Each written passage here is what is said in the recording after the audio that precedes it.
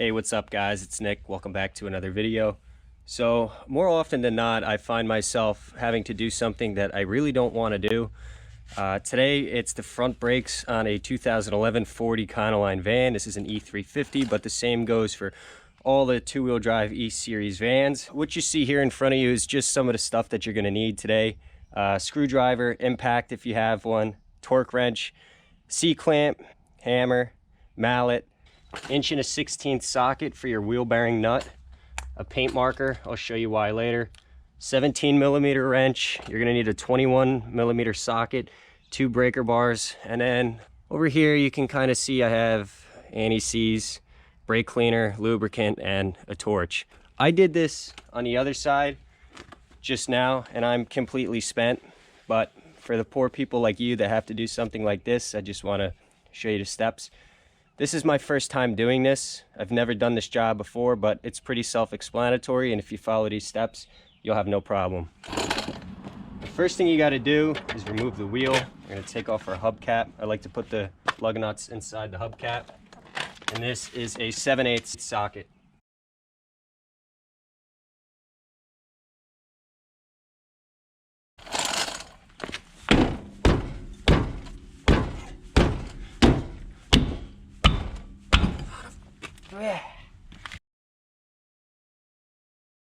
Turn the wheel all the way to the left when you're working on the right side, and it'll give you guys more access to reach these bolts. So the first thing I'm going to do is I'm going to take my C-clamp and compress these pistons as much as I can.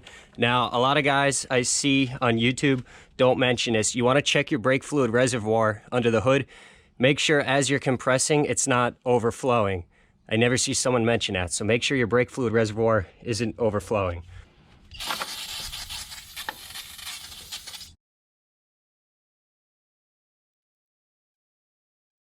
All right, your next step is you're going to take a 13mm socket and you're going to loosen the 2 caliper bolts. Just one up here and there's one on the bottom.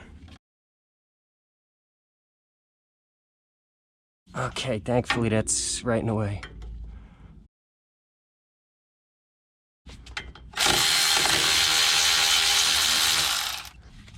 You can kind of unclip your ABS sensor, get that up and out of the way for now.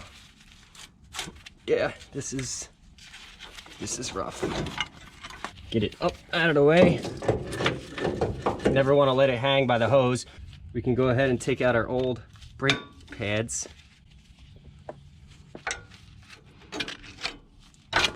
All right, with that out of the way, we can go ahead. We can get our 21mm socket. We can loosen the 2 caliper bracket bolts. Oh my God. Get this 10-foot bar. Yep, there's a crack a little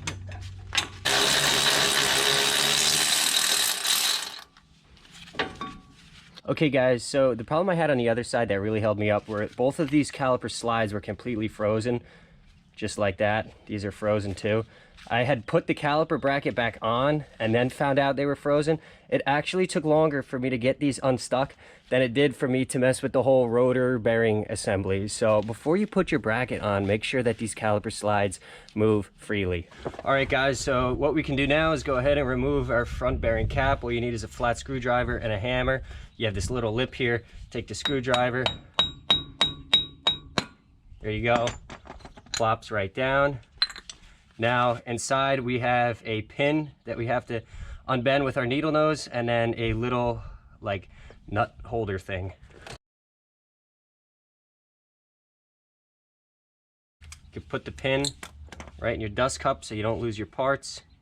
Get this right into our cup, and then we have our 1 1/16 socket to remove the bearing nut. It was actually over torqued a little bit on this side. Probably where our bearing noise was coming from. Put that in our dust cup, and then there's a washer here to get out with our flat screwdriver. Put that in our dust cup, and now the rotor and bearings will come out as one assembly. Now before I go any further, I just want to let you guys know I'm doing new rotors, new bearings, new seals. I'm not going to go over the process of packing bearings. I will show you how to install the bearings into the rotor and install the seal though. These are very heavy, so if you have a weak back like I do, you might have to stand up.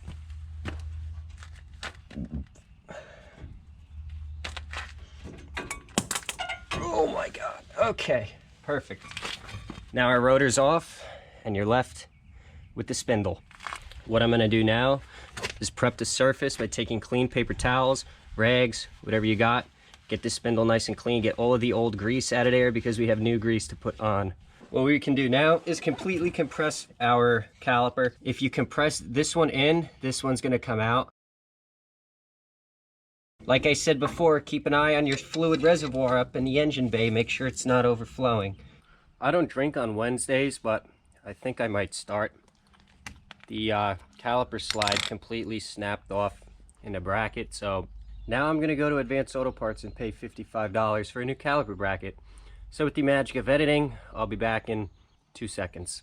All right, so an hour later and $60 later, I got my new caliper bracket and new caliper slides. So I have my new rotor here. What I'm gonna do is just take some brake clean, and I forgot brake clean when I was at AutoZone. Good, that's always good. And you just gotta clean up the rotor. They coat the rotor in oil. You can see, look at that. Just go over it once, clean it up. Now we can take our wheel bearing grease. I'm not sponsored by CarQuest, but I wish I was.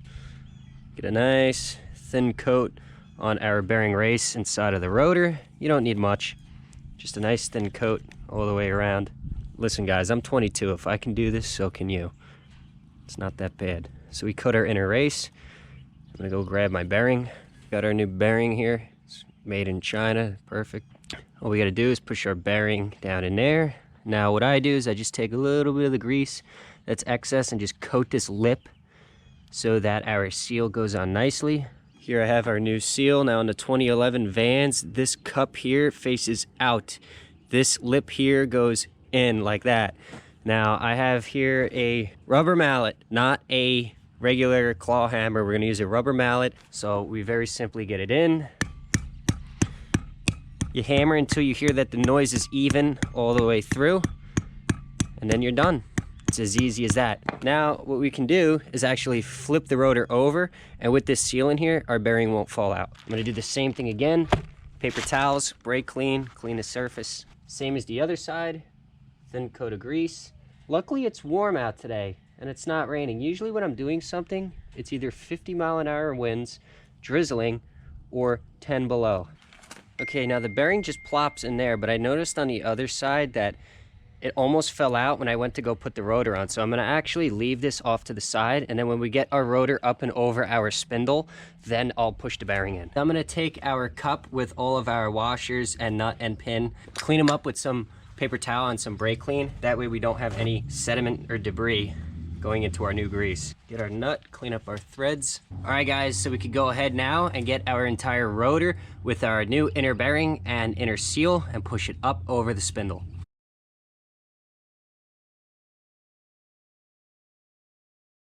Very gently push our new bearing into the rotor, and then you'll see it self-center. There we go, just like that. It's centered. Now we can go ahead. We can add our washer, get our nut, put it on by hand. Okay guys, so now that we have our axle nut on hand tight, what we need to do is we need to put the tire back on, and we need to put like 2 or 3 lug nuts in just to hold the tire to the rotor.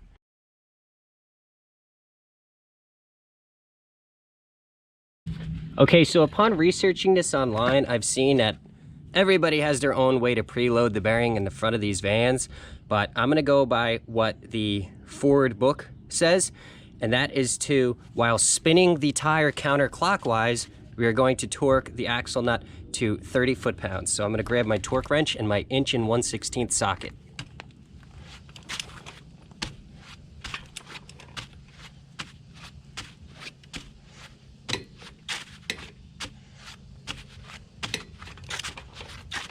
Now what we need to do is we need to loosen the nut 175 degrees, and then we tighten it down to 17 inch-pounds.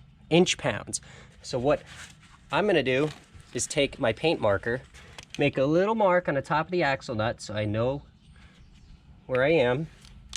Then I'm going to loosen the nut 180 because that's close to 175.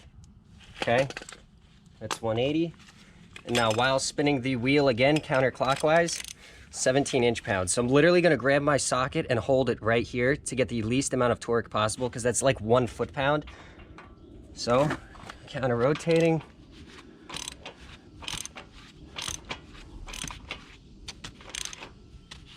You just wanna go until there's no play in the tire. Now what we can do, put our nut retainer on. Got my new pin.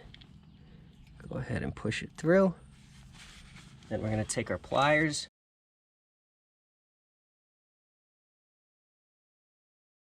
Perfect, just like that. Now what we can go ahead and do is take our dust cap, and using our rubber mallet again, we can put our dust cap back on. Now we can take our wheel back off and finish up. Install is reverse of removal. We can go ahead and get our new overpriced caliper bracket, our 21mm bolt on the top and bottom. With that done, we can go ahead, take our new pads. I like to apply a little bit of anti-seize.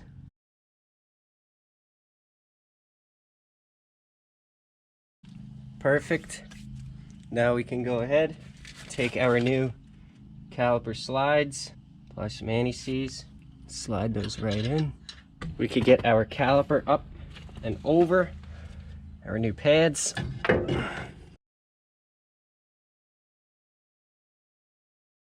Can go ahead and tighten our caliper. Now you might need to hold the slide with a pair of channel locks.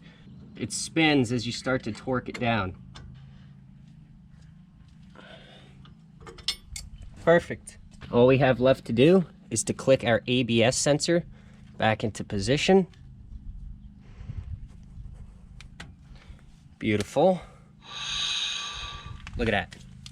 Now to put the tire back on.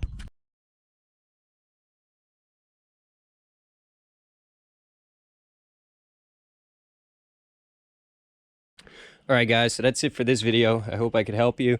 I'm absolutely spent.